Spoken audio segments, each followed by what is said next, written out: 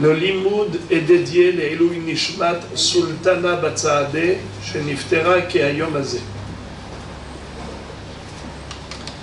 Sechet Kiddushin Daf Yudbet. On va commencer au quart de la page. Ubet Hillel Omrim Bipruta. La mahloket entre Bet Shammai et Bet Hillel était de savoir quelle est la valeur minimale nécessaire pour pouvoir se marier. De la Torah, on apprend que l'une des trois formules possibles comme moyen d'acquisition de la femme, c'est Kesef. Comme il est écrit dans la première Mishnah, Haisha niknit bekesef bishtar ou bevia. Question, quelle est la valeur minimale du Kesef? Bet Shammai nous disent que c'est un dinar. Au shavé dinar. Bet Hillel disent pruta ou shavé pruta. Ou de l'argent d'une valeur de pruta, ou bien un objet qui a une valeur de pruta. C'est ce qu'on fait de nos jours. Comme Bet Hillel, on donne une bague, un anneau qui a une valeur de pruta. Alors maintenant, la Gemara va nous citer un débat à propos de Bet Hillel. Sava Rav Yosef Lememar, Peruta Koldehu. Rav Yosef a pensé que quand on nous dit pruta, pruta ça veut dire n'importe quelle valeur minimale de la monnaie courante, ça s'appelle pruta. Regardez comment Rashi explique pruta koldehu, kol ma shehadorot meshanim et amatbeya, pe'amim shepohatim, pe'amim shemosifim mishkalam. Je préfère donner le pirouche du Hazon Ish. Il y a beaucoup d'encre qui a coulé à ce propos, mais je préfère le pirouche du Hazon Ish, c'est plus simple. Hazon Ish nous dit que la Kavana de Rav Yosef, c'est que dans chaque génération, il y a la pruta correspondante, c'est-à-dire la plus petite monnaie. Par exemple, en Israël, quelle est la pièce de monnaie la plus petite? 10 centimes. Eser agorot. 10 centimes en Israël. En France, ça peut être 1 centime. Il y a des pièces de 1 centime. Eh bien, la pruta là-bas, ce serait 1 centime. C'est-à-dire que c'est proportionnel à la monnaie courante de chaque génération et de chaque endroit. Kol ma she'adorot meshanim et amatbeya, pe'amim she'pohatim, pe'amim she'mosifim mishkalam. Donc c'est ce que pensait Rav Yosef. Pruta kol dehu. Ça veut dire que la pruta n'a pas de valeur intrinsèque, de valeur absolue. C'est une valeur relative. Ça peut fluctuer. Amarle Abaye, ve'ala katane, kamahi pruta. Et had mishmona, baïsara italki. Abaye dit, c'est juste impossible d'affirmer une chose pareille. Vu que dans la Mishnah, on a posé la question, kamahi pruta, et on nous a donné un montant précis. Et had mishmona, baïsara italki, 1/8 du issar, qui est une pièce de monnaie italienne. Alors, c'est clair, net et précis. Comment tu peux dire qu'il n'y a pas de montant précis pour définir et déterminer la valeur d'une pruta? Que ça dépend des générations. Mais ce n'est pas possible de dire une chose pareille, car la Mishnah a bel et bien déterminé la valeur d'une pruta. Et elle nous a dit que c'est 1/8 du Issar Haïtalki. Vechitema hanemile bedoro shel Moshe avalacha kedehashiva leinche. Et si tu vas me dire que peut-être qu'en effet la Mishnah a parlé de la génération de Moshe Rabbeinu, c'est-à-dire quand la Torah fut donnée, alors qu'est-ce qu'on nous a dit? Qu'on peut épouser une femme avec une pruta. Alors à l'époque de Moshe Rabbeinu, combien valait une pruta? C'était cela la valeur. 1/8 du Issar à Italki. Et donc, Rav Yosef n'est pas en tort. Qu'est-ce qu'il a dit? Que ça varie, que la prouta peut varier en fonction des générations. Eh bien, il n'y a pas de problème. Qu'est-ce que tu vas me dire? Que la Mishnah donnait un montant précis? Peut-être que c'était le montant précis à l'époque de Moshe Rabbeinu. Mais dans une autre génération, en effet, la prouta, ça ne sera pas 1/8 du Issar.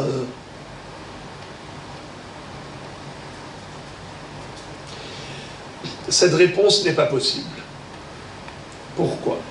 Ve'akiata Ravdimi Amar, Shi'er Rabbi Simai Bedoro, Kamai Pruta, Ehad Mishmona, Baïsar Aïtalki. Abaye adresse l'objection à Rabbi Yosef, son maître, et il lui dit: tu ne peux pas être cholek sur Rabbi Simai, qui est l'un des premiers Amoraïm, fin des Tanaïm, début Amoraïm. Rabbi Simai, dans sa génération, il y a un homme qui a épousé une femme en lui donnant une prouta, plutôt une pièce de monnaie. Il lui a dit: Hareat mekudeshet li bekesevze, kedat Moshe Israël. Rabbi Simai a expertisé cette monnaie, c'est-à-dire, il a évalué, il a vu que c'était moins que 1/8 du Issar Italki. Et il a dit: dans ce cas-là, cette femme-là n'est pas Mekudeshet, car le bonhomme n'a même pas donné Shavé Prouta. Il a donné moins qu'une Prouta. Alors, puisque c'est moins que 1/8 du Issar Italki, elle n'est pas Mekudeshet. Ça, c'est ce que Rav Dimi nous a raconté quand il est arrivé en Babylonie. Vechiata Rabin Amar Rabbi Dostai Vechiata Rabin Amar. Rabin, c'était l'ami de Rav Dimi. Lui également est venu en Babylonie. Et lui aussi nous a raconté une histoire similaire. Laquelle? Qu'un homme s'est marié avec une femme en lui donnant une pièce de monnaie ou un objet de valeur, et ils ont estimé, évalué cet objet, ils ont vu que ce n'était pas Shavé Prouta. Ils ont dit: elle n'est pas Mekudeshet. Mais eux ont donné un autre montant pour définir la valeur de la Prouta. Non pas 1/8 du Issar Italki, mais 1/6. Riata Rabbi, Nama Rabbi Dostai, Rabbi Yanai, Rabbi Oshaya, Shi'aru, ils ont évalué Kama Have Prouta et Had Mishisha Be'Issar Italki. Donc, on verra plus tard pourquoi certains disaient 1/8 et d'autres disaient 1/6 du Issar. Mais en tout cas, c'est un montant invariable. Ne me dis pas que 1/8 du Issar Italki, c'était qu'à l'époque de Moshe Rabbeinu. Mais ensuite, ça a changé. Que la Mishnah nous a parlé de la première valeur de la Prouta à l'époque de Moshe Rabbeinu, quand la Torah fut donnée. Mais en effet, ça peut évoluer en fonction des générations. Ne me dis pas une chose pareille, car Rabin et Rav Dimi ont raconté une histoire concrète, une histoire actuelle. Et voilà donc, Rabbi Simai a même disqualifié un mariage. Il a invalidé en disant qu'elle n'est pas Mekudeshet, car l'objet de valeur qu'il a donné était inférieur à une prouta, c'est-à-dire combien une prouta? Shi'er, 1/8 du Issar italien. Donc c'est exactement ce qui est écrit dans la Mishnah. Et entre Moshe Rabbeinu et Rabbi Simai, il y a des dizaines de générations. Alors, ne me dis pas que ça évolue en fonction des générations. Non, c'est exactement la même prouta. Donc la prouta a un montant invariable.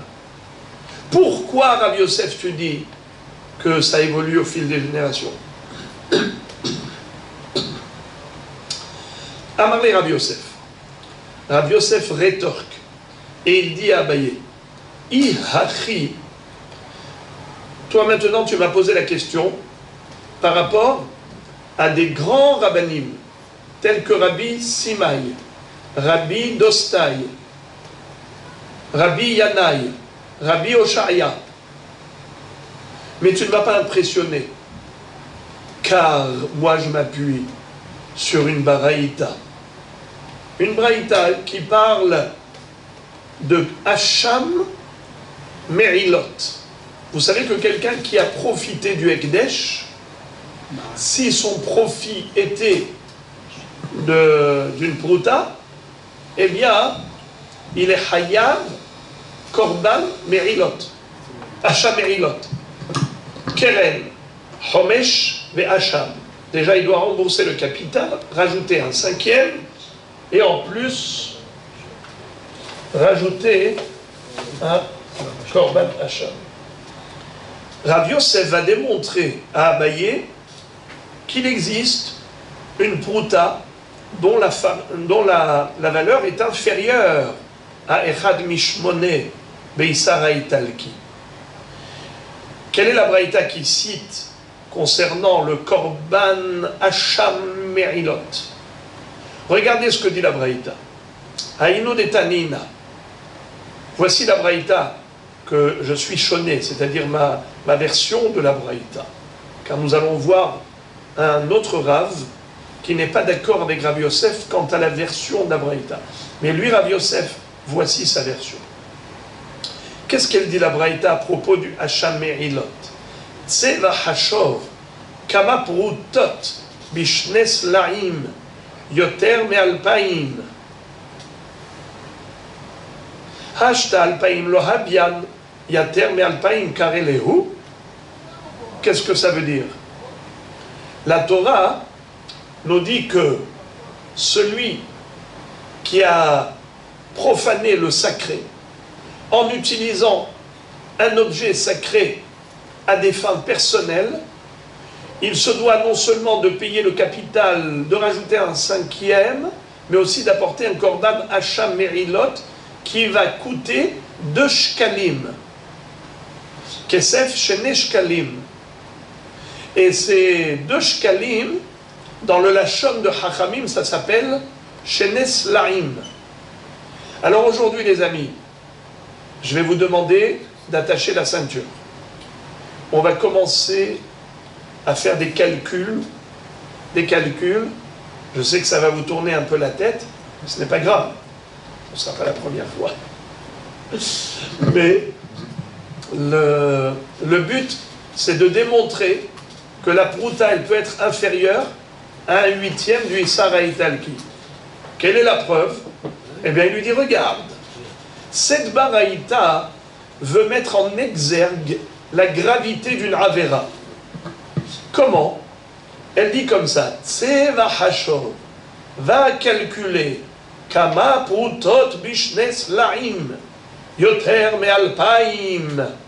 C'est-à-dire, la Torah demande de payer le Korban Hacham, le Haïl, le bélier qu'on devra apporter comme Hacham Merilot. Il doit coûter au moins combien? 2 shkalim. C'est quoi 2 shkalim? C'est 2 slaim. Un shekel de la Torah, c'est un selah. Dans un selah, il y a combien de dinarim? Il y a 4 dinarim. Alors regardez comment on va faire le calcul.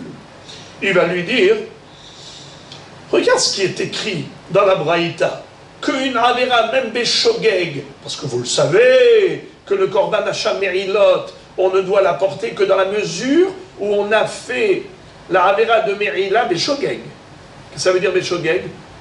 J'ai oublié que c'était de l'argent Ekdesh. Et j'ai agi par ignorance.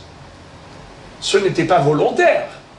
Et malgré tout, le Korban qu'il faut apporter pour se faire pardonner, le Korban Hacham Merilot, il coûte plus de 2000 proutot.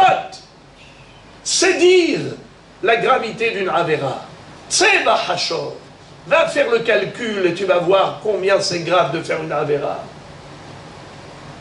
On paye plus de 2000 proutotes pour expier une faute involontaire de profanation du sacré. Alors il lui dit, mais selon toi, Abaye, tu es en train de me dire que c'est un montant invariable, la prouta. Ça reste un huitième du Issar italien. Excuse me, dans 2 shkalim, qui sont 2 slaim, on n'a même pas 2000 proutotes.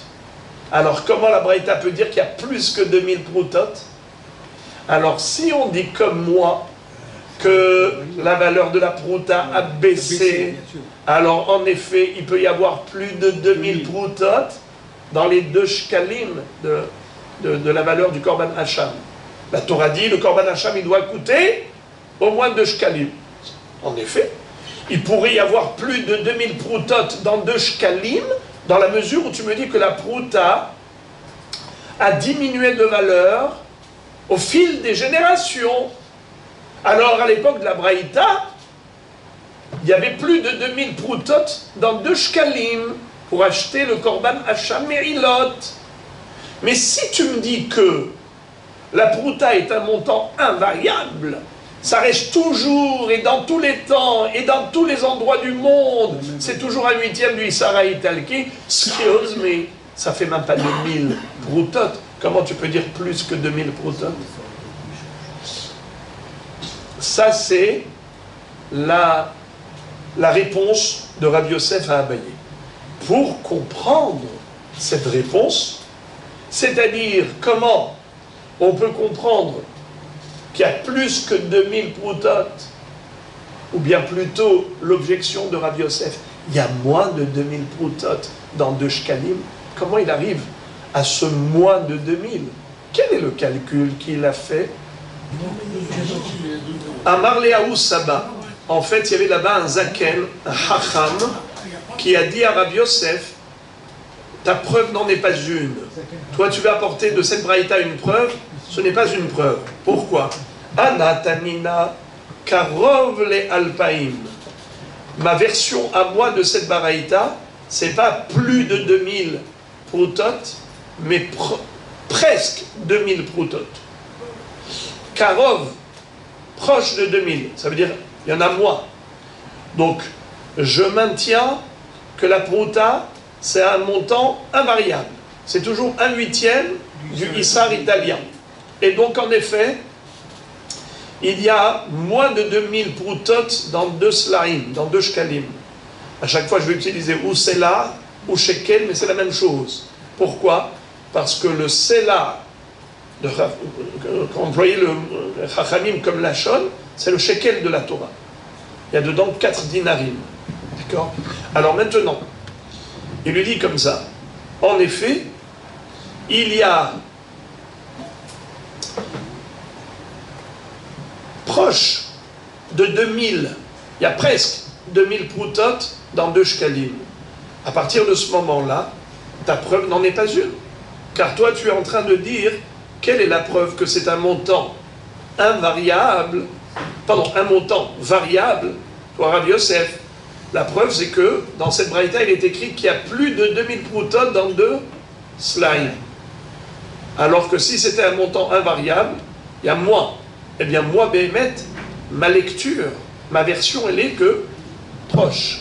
C'est-à-dire qu'il y a moins. Il y a moins. Donc, tu n'as aucune preuve.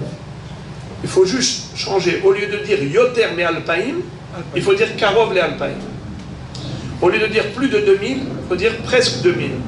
Et donc, voilà, je maintiens que la prouta est d'un montant invariable. Echad mishmona ba'issar ha'etalki. On est d'accord, les amis? Voilà donc. Mais pour comprendre la suite, il lui dit sauf alpha behamesh me'a utlatin veshita ou dehavian. Il lui dit je comprends pas. On n'est que à 1536 1536 proutot. Et comment tu peux dire, on est presque à 2000? On n'est pas presque à 2000, on est très loin des 2000. On est à 1536 proutot. Alors, pour comprendre ce calcul, regardez Rashi. Rashi au milieu de la page. Alpha, Hamesh Mea Utlatin Veshita Havian. 1536 proutot il y a dans un selah.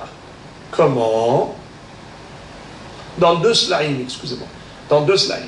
Chez un selah arba dinarim, dinar kabdalet isarim, isar shmone proutot, nimtseu katsaf proutot bedinar. והשמונה דינר שבשתי סלעים עולים כל אחד 200 פרוטות חסר 8 הרי 1000 ותקלו. C'est-à-dire, dans un selah, il y a 4 dinarim. Dans un dinar, il y a 24 issarim. Dans un issar, il y a 8 proutotes. Ça fait que, dans un selah, il y a combien de issarim? 96. Combien de proutotes? 768. Pourquoi? Parce que si dans un dinar il y a 24 issarim, ça fait que, et chaque issar c'est 8 proutotes, ça fait 8 fois 24. 8 fois 24 ça fait combien? 192. Bravo. 8 fois 24 ça fait 192. Bravo. Hazak.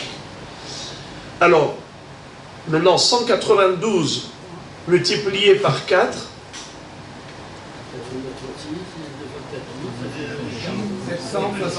bravo, ça fait 768. Ce qui fait que on a 768 proutotes dans un selah.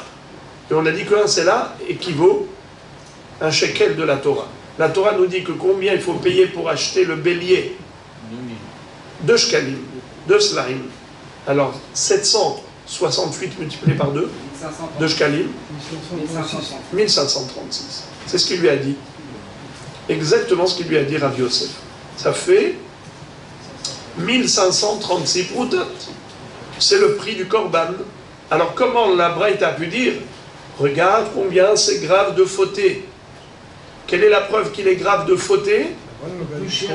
C'est qu'on paye tellement cher. Plus de 2000 proutotes. C'est pas vrai. C'est pas vrai.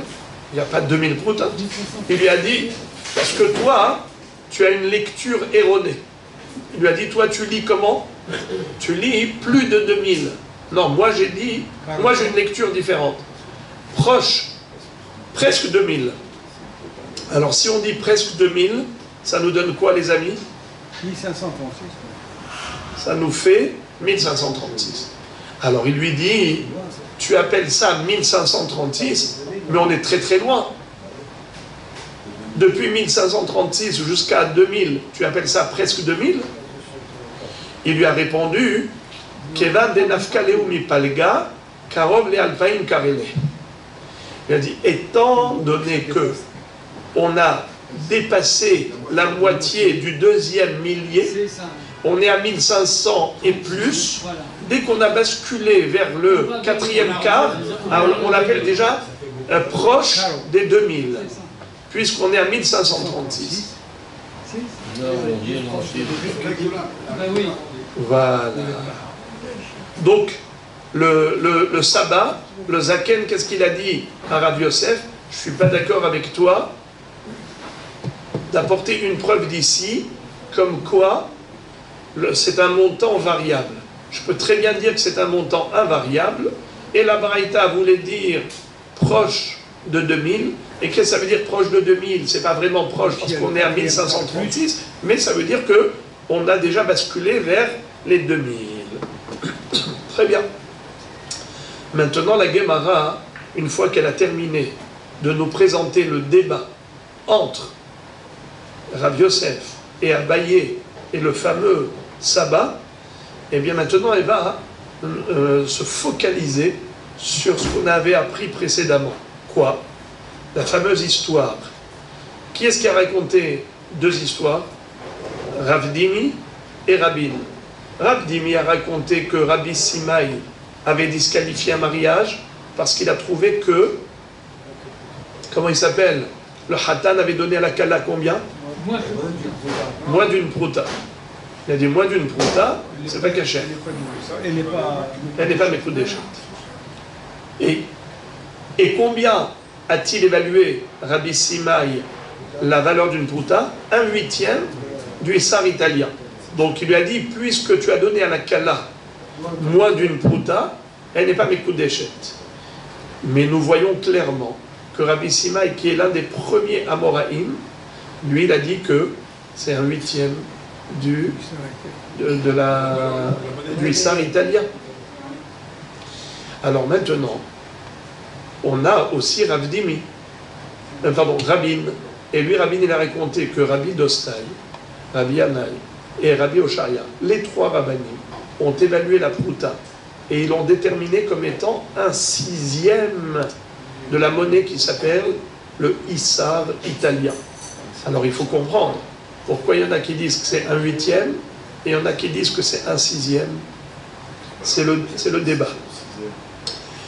Donc je reprends. Qui a Rav Dimi amar Shia Rabbi Simaï bedoro kamahi pruta ehad mishmona baïsara italki echiata Rabin amar shi'aru Rabbi Dostai ve Rabbi Yana ve Rabbi Oshaya kamahi pruta ehad mishisha baïsara italki. Ok? Amar le Abaye le Rav Dimi. Alors Abaye pose la question à Rav Dimi. Il lui dit Nima at verabin biplukta de anetanae kamifalgitu. Toi et Rabin, vous n'êtes pas sur la même longueur d'onde. Il y en a un qui a dit au nom de Rabbi Simaï que la valeur d'une prouta c'est 1/8 du Issar. Et l'autre a dit c'est 1/6. A priori, votre mahloket, elle dépend de la mahloket Tanaïm suivante, qui figure dans la Braïta. Regardez. Détania, comme il est écrit dans la Braïta suivante. Puruta she'amru hachamim, ehad mishmona ba'isar haitalki. Tanakama va dire que c'est combien la valeur d'une pruta? 1/8 du Issar italien. Et comment est-ce qu'il nous explique? Regardez. Shesh mea kesef dinar.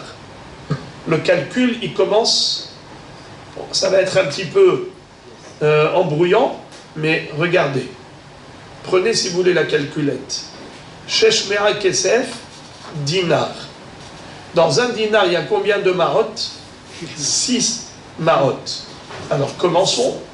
Un dinar égale 6 marot. Mea, shne pundionim. Dans une mea, il y a combien de pundion? 2 pundionim. Ce qui fait que si dans une mea, il y a 2 pundion, il y a combien de pundion dans un dinar? 12. 6 fois 2, 12. Pundion, shne isarim.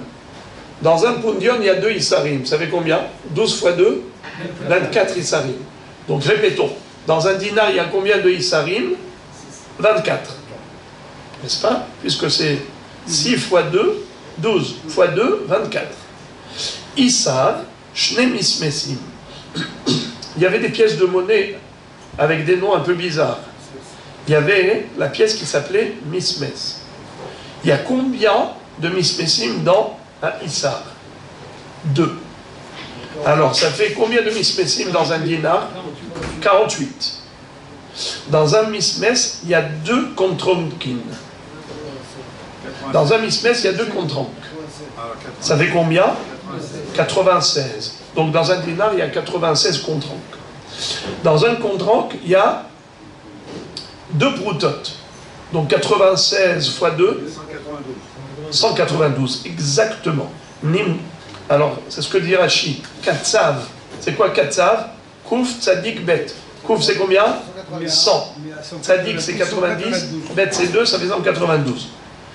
Alors, regardez comment Tanakama conclut ces paroles en disant Nimtsa pruta et had mishmona baïsara italki. Donc, automatiquement, ça te donne quoi comme résultat? C'est que la prouta, c'est un huitième du Issar. Comment on fait le calcul? Dans un Issar, il y a 2 mismesim. Dans un mismes, il y a 2 contranques. Dans un contract, il y a 2 proutotes. Ce qui fait que la prouta, c'est un huitième du Issar. On est d'accord? Rabban Shimon ben Gamliel Omer, Shlosha Hadresin Lemera. Alors lui, il évalue la prouta et ça va nous donner un 6e. Regardez comment. Il va dire, dans une prouta, pardon, dans une mera, il y a 3 hadresin. Ce qui veut dire, ils sont d'accord sur 2 choses. Premièrement, ils sont d'accord que dans un sela, il y a 4 dinarim. Ils sont d'accord que dans un dinar, il y a 6 marot. Ça veut dire que dans un sela, il y a combien de marot? 24. 4 fois 6, 24. Là où ils ne sont pas d'accord, c'est à partir de la mera. La mera, maintenant, ils vont la traduire. Rabban Shimon ben Gamliel va lui donner une autre valeur. Il va dire, dans une mera, il y a 3 hadresin. Alors, et dans un hadres, shne hansin les hadres. Il y a combien de hanetz dans un hadres? 2. Shne shmenin les hanetz. Il y a combien de shemanin dans un hanetz? 2. Shte proutot les shamen. Il y a 2 proutants dans le shamen. Nimtsa prouta ahat mishisha ve'isar haitalki. Donc la prouta, elle fait combien? Un 6e du Issar italien. L'imam mort d'Amar qui est un Akama. Verabim d'Amar qui est Rabban Shimon ben Gamliel. Le résultat des courses, qu'est-ce que ça devrait nous donner comme résultat? Alors, la mahloket entre Rabin et Rabdimi, c'est exactement la même mahloket qui a eu lieu entre les Tanaïm, Tanakama, et Rabban Shimon ben Gamliel. Celui qui a dit que c'est un 8e, c'était qui? Ravdimi. C'est qui a dit que c'était un 6e? Rabin. Eh bien, votre mahloket, c'est mamash la mahloket entre les Tanaïm. Tanakama dit que c'est un 8e. Et Rajbag dit que c'est un 6e. Alors, il lui dit non. Notre mahloket à moi et Ravdimi, elle n'est pas dépendante de la mahloket de Tanakama et Rajbag. Tous les deux, on est d'accord avec Tanakama. Ben Didi ou Ben Rabin, Aliba de Tanakama. On est tous d'accord avec Tanakama. Mais la Kashia. Ha de Aïkour Issoure, Ha de Zol Issoure. C'est quoi Issoure? Qui peut me dire c'est quoi le mot Issoure? Issoure, ça veut dire Issarim. C'est la monnaie italienne qui s'appelait Issar. Alors on peut l'appeler Issar et on peut l'appeler Issour. Ne pas se tromper avec les interdictions. Ce sont 2 homonymes. Ça dépend. Si le Issar a augmenté ou le Issar a perdu de la valeur. C'est quoi Aïko? C'est quoi Aïko Issouré? Tu peux me traduire? Aïko Issouré. Yakar. Il a augmenté de valeur. C'est quoi Itzol? Zol Issouré, il a baissé de valeur. Alors, Had Aïko Issouré, Kum Esrim Verba Bezouza. Hadezol Kum Tlatin Otrin Bezouza. C'est-à-dire que quand ça a augmenté dans un zouz, c'est quoi un zouz? C'est un dinar. Un zouz et un dinar, c'est pareil. Alors, quand le dinar, quand le issar, il a pris de la valeur, alors dans un dinar, il y a 24 issar. Mais si le issar, il a baissé de valeur, alors il y a un 32e, c'est-à-dire dans un dinar, il y a 32 issarim. Est-ce que dans un dinar, il y a 24 ou 32 issarim? Ça dépend. Si le issar a augmenté, il y a dans un dinar, il y a 24 issarim. Si le issar a baissé de valeur, alors il y a, dans un dinar, 32 issarim. Voilà, Rabotai, là où on va s'arrêter, juste pour le calcul qui était complexe des proutotes, de la prouta par rapport au issar à Italki.